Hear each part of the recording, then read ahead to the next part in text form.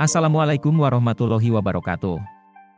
Selamat datang di channel AG Vlog, channel yang membahas ekonomi, bisnis dan keuangan. Pada episode kali ini, saya akan membahas mengenai kerugian yang dialami Gotoh. Kenapa Gotoh bisa rugi? Apa penyebabnya? Gotoh mencatatkan rugi bersih sebesar 40,4 triliun rupiah atau mengalami peningkatan kerugian hingga 5,98% dibandingkan tahun sebelumnya sebesar 25,9 triliun rupiah. Gotoh mengalami kerugian karena penurunan nilai goodwill. Penurunan nilai goodwill berkontribusi sebesar 11 triliun rupiah, nilai yang merupakan hasil dari bergabungnya Gojek dan Tokopedia pada tahun 2021, investasi di JDAD, serta peningkatan beban kompensasi berbasis saham, dikarenakan adanya penyesuaian asumsi masa kerja karyawan, serta beban restrukturisasi. Namun jika penurunan goodwill diabaikan, maka rugi bersih kuartal keempat 2022 sebesar 6,5 triliun rupiah atau mengalami perbaikan sebesar 36% jika dibandingkan tahun sebelumnya.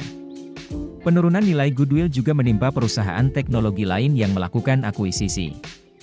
Sea Limited, induk dari Shopee dan Garena, mencatatkan nilai goodwill sebesar 540 juta dolar Amerika pada 2021 dan turun menjadi 230 juta dolar Amerika pada 2023. Bagaimana dengan indikator keuangan lainnya?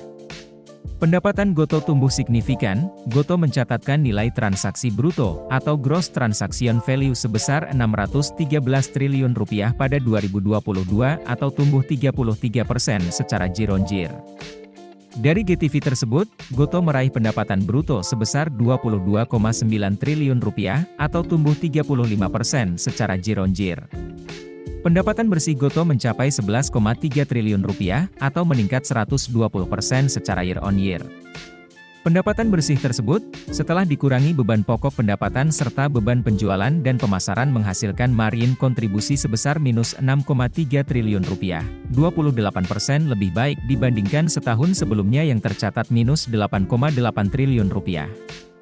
Pendapatan bruto segmen on-demand services tahun 2022 pertumbuhannya mencapai 32% dari 10,3 triliun rupiah tahun 2021 menjadi 13,6 triliun rupiah. Pendapatan bruto segmen e-commerce tahun 2022 mencapai 8,6 triliun rupiah, naik 38% dibandingkan tahun 2021 sebesar 6,3 triliun rupiah. Pendapatan bruto sepanjang tahun 2022 segmen Fintech mencapai 1,7 triliun rupiah, melesat 43% dibandingkan tahun 2021 sebesar 1,2 triliun rupiah. Adjusted EBITDA tumbuh positif, meningkat 52% menjadi minus 3,2 triliun rupiah dari sebelumnya minus 6,5 triliun rupiah. EBITDA Gotoh setiap kuartal terus membaik hingga mencapai minus 3,2 triliun rupiah pada akhir tahun 2022.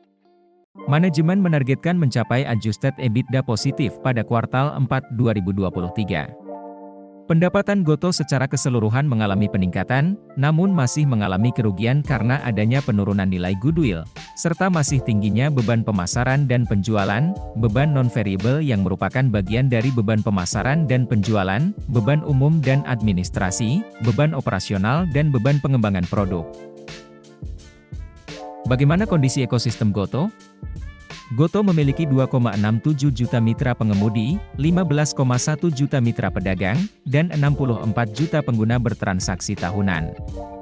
Dari jumlah ekosistem tersebut, terdapat 2,7 miliar pesanan sepanjang 2022 atau rata-rata 7,5 juta pesanan setiap harinya.